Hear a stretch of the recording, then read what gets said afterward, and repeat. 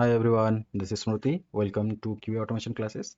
So this is the third session for the framework development series, and in the class one we already completed what are the different types of the framework and what are their pros and the cons.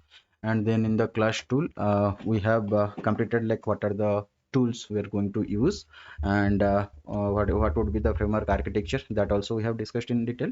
And today we are going to have the third session, and in this session we are going to have the detail about the Maven, right? So what exactly is the Maven? What is introduction to the Maven? How to install Maven on your Windows machine? What is the this group ID? What is artifact ID? Right? What is version number? So how Maven downloads the dependencies, right? And what exactly is the build lifecycle for the Maven? Okay. So that is the agenda for today's session. So let's get started, guys. Okay. So let's understand what exactly is a Maven. So for Maven, we have a repository, like we have a site. Okay. So for the Maven, let's say Maven download. Okay. So if you see uh, Apache, maven.apache.org. So it is from the Apache Software Foundation, and they have released this software Maven. So downloading Apache Maven 3.9.4. This is the latest version of the Maven that is available. So we can go and we can directly download for this zip binary zip archive. This is the zip file that we can download. And after the download is done, I can show you. I have yesterday downloaded this one. So if I go to the downloads folder, you can see you will get a folder like this, Apache Maven 3.9.4.bin, and now we have to right click on it and extract all. So after you are done extracting, you will get a folder like this, and then this folder is nothing but here. If you open, you can see here exactly the Maven related remaining folders are there, right? So if you see mbn here, that mbn command is present right inside the bin. So we need to configure this with our environment variables. Okay, so just by installing like downloading and extracting, it will not do any good.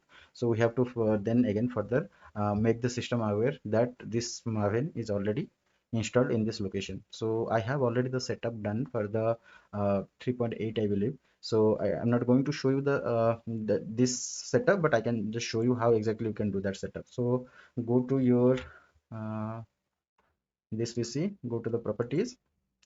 Okay, so go to the advanced system settings. Okay, and then go to the environment variables. Okay, so if you come and see here, we have Maven home, right? So I have properly pointing it out to the Maven location, Apache Maven 3.8.6. But in your case, what you need to do, you need to go and point it to your downloaded extracted file location. So that would be here, Apache Maven 3.9.4. Okay, so you can take this and you can replace it here with the Maven home. Okay, and yeah, so M2 and M2 home also, if you want, you can set them, but it should be okay. So now let's go and see. So I'll say okay. So let's bring out the command prompt. How would you verify whether the Maven installation is successful or not? Go to the command prompt, cmd.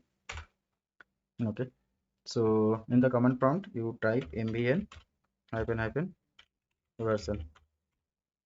Okay, so wait for some time. Okay, so now if you see Apache Maven 3.8.6. Okay, so this 3.8.6 is the Maven version I have configured on my system, right? So that's why it is coming. So after your path setup is done, you come to the this command prompt and try to hit with the command mbn hyphen hyphen version, so that you can verify. You should see 3.9.4 the version you have downloaded, right? If this is not shown, then you need to revisit your steps, right?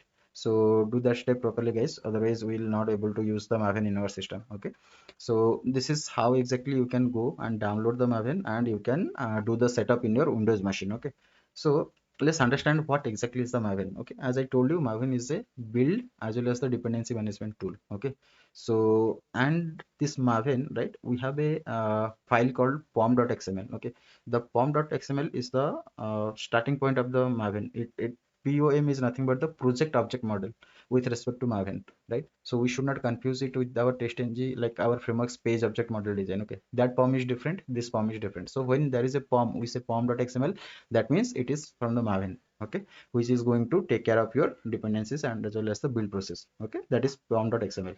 And what is the POM with respect to our framework development? That is page object model. That is a different thing. This is a different thing. Okay, we should not get confused there. So and we already saw how to install the Maven, right? So let's understand few terminologies, right? So what is group ID and artifact ID? Okay, so let's say what is Maven. Okay, so let's say uh, Maven plug, not plugins. Let's go to the documentation only. Maven repository. Okay, I can search here, right? Let's say group ID, artifact ID in Maven. Okay, so again we will go to the same Maven repository. Okay, here we can see, right? So if you see, it is under the documentation only, right, about Maven. Okay, so let's understand what exactly is this group ID, what is artifact ID, what is the version number. Okay, these three things we are going to use whenever we want to download some dependency. So what exactly is the dependency? So dependency is nothing but they are some like jar files, and we need to use their classes and methods. Okay, so like you say Selenium Java, right? So Selenium Java, you are writing WebDriver driver request to new Firefox driver or Chrome driver, whatever you are writing, right? So from where that WebDriver is coming, right? So these all the interfaces and the classes are defined inside one jar file, right? That is called as the WebDriver jar, right? And that jar we can either download directly and include it for building our project, or we can ask Maven to do the same stuff. It will just mention, okay, this WebDriver is the dependency, so it will go and it will download that WebDriver related jar dynamically when your application is going to build. Okay, so it will download those jars, then it will compile the project. Okay, so instead of we manually downloading every time and keep on updating, if there is an update to the jar file, right, again we have to remove the old jar from our repository and again keep on adding the new jar manually, which is very cumbersome and it is not at all advisable. So in that case we can go with the Maven. In the dependency we can mention what dependency we need. So for the dependency, three things we need to provide: one is the group ID, one is artifact ID, one is the version number. Okay, so since we talked about the dependency, let's say Maven central repository. Okay, so if you go here, I'll just show you. Let's say Selenium. Okay, let's say Selenium Java. This is one of the jar I want to use. Okay, so now click on this one. How to include it? 4.12.1, that is the latest one. So let's click on that one. So now if you go here and see, there are different software related the information, right? But we need the Maven information, right? So in the Maven you go, you see this is a dependency. If you see here, it is a dependency. And what information it does have? It has a group ID, it has an artifact ID, and it has a version number. Okay, these three things are required. So when I mentioned this one in my pom.xml, it will go to the Maven repository. I will talk about that, how exactly the Maven is going and downloading the these all these whatever the dependencies are added to them, right? So how exactly it is downloading, there is a step. But let's understand, if Maven has to first download it from the Maven repository, so it goes here and it says, okay, so I need this org.selenium and whose name is Selenium Java, and this 4.12.1. So it will directly download that all the jars, all the packages and the classes from this location, Maven central repository, and it will keep it into the M2 folder. We'll be discussing that shortly. But before that, let's understand what exactly is the group ID, what is artifact ID, and what is the version number. Okay, so the group ID uniquely identifies your project across all the project. A group ID should follow Java's package name rules. This means it starts with a reverse domain name you control. Okay, so if you see here, so it's a reverse domain name. So selenium.seleniumhq.org, right? That is the usual or the normal domain. But when you are writing the group ID, it has to be in the reverse domain style. So that's why first is org, then selenium hq, then selenium. Okay, and then the next one is the artifact ID. Okay, so it is the name of the jar file without version.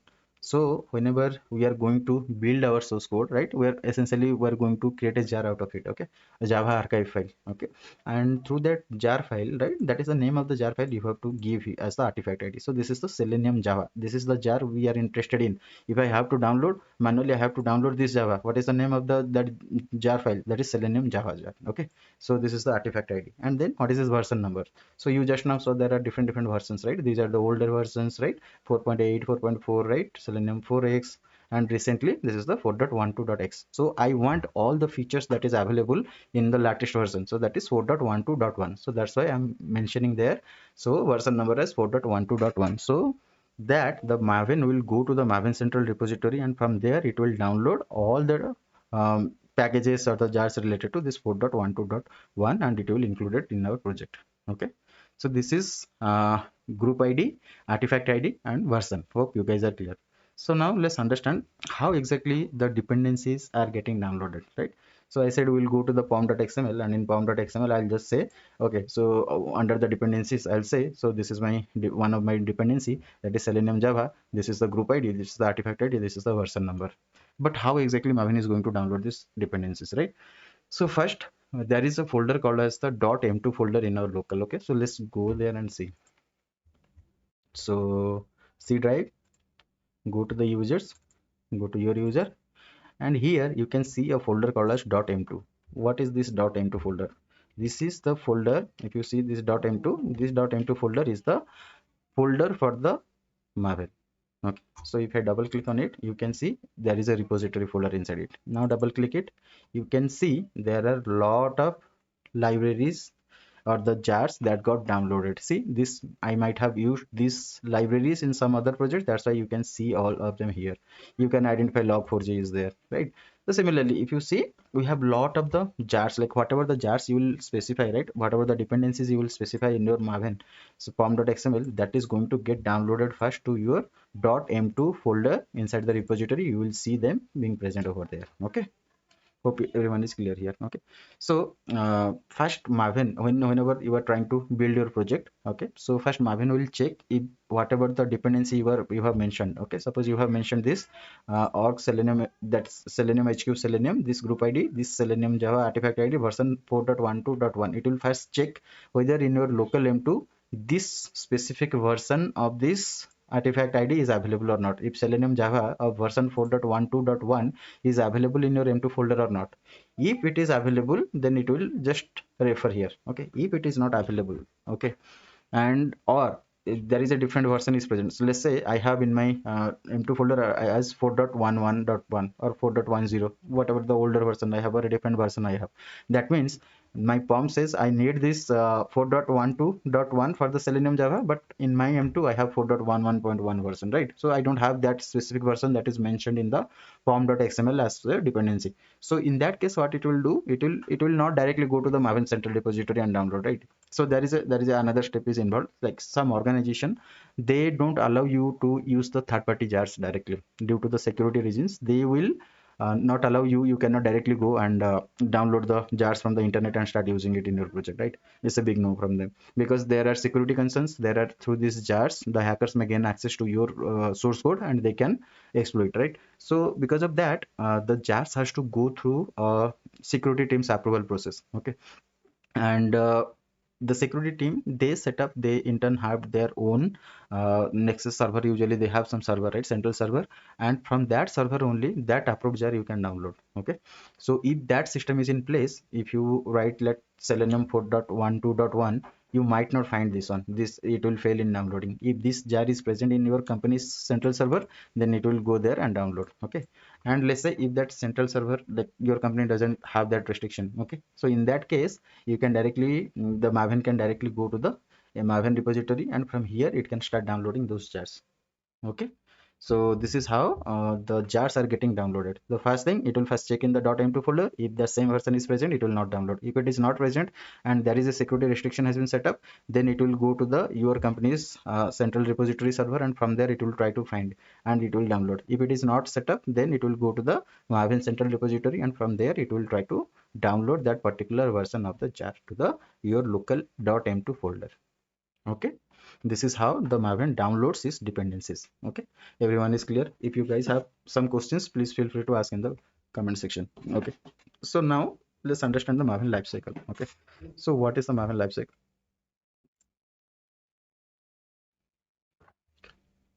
So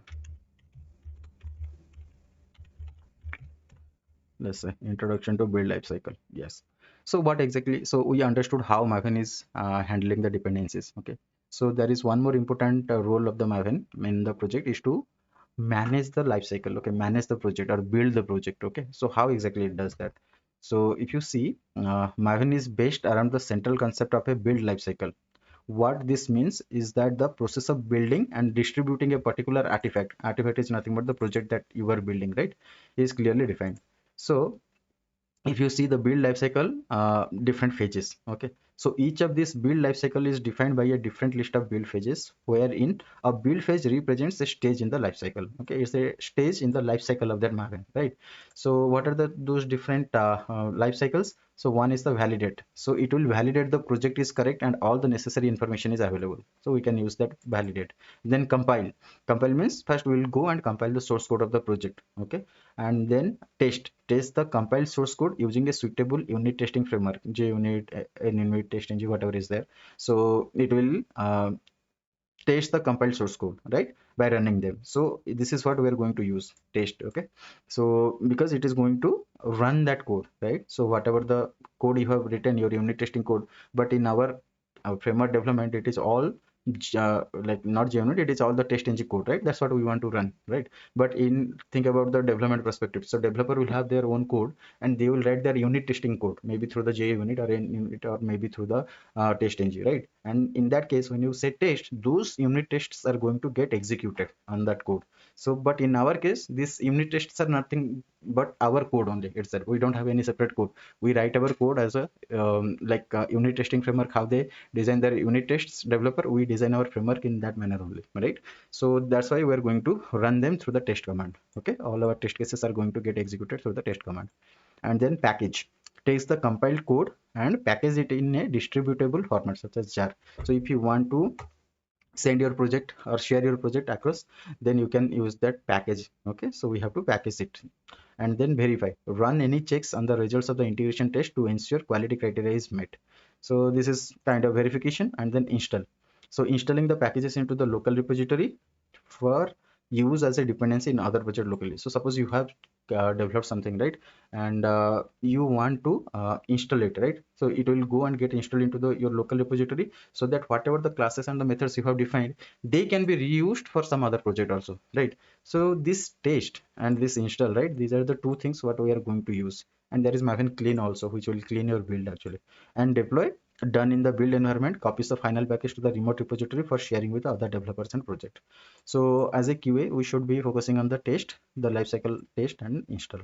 Okay, so these two things we are going to use while running our form.xml. Okay, so yeah, that's all to this class, guys. If you guys are really enjoying this session, I will request you to subscribe to my channel and share the videos with your friend circle, with your colleagues. And if you guys have any doubt, please feel free to put them in the comments. I'll get back to you as soon as possible. And there is a WhatsApp group also, as well as a Telegram group also. Please join those groups, and if you guys have any questions, you can post them there also. Okay, so please do subscribe to my channel, like the content, and if you have any comments, please do put them in the comment section. We'll meet in the next session. Thank you everyone. Bye.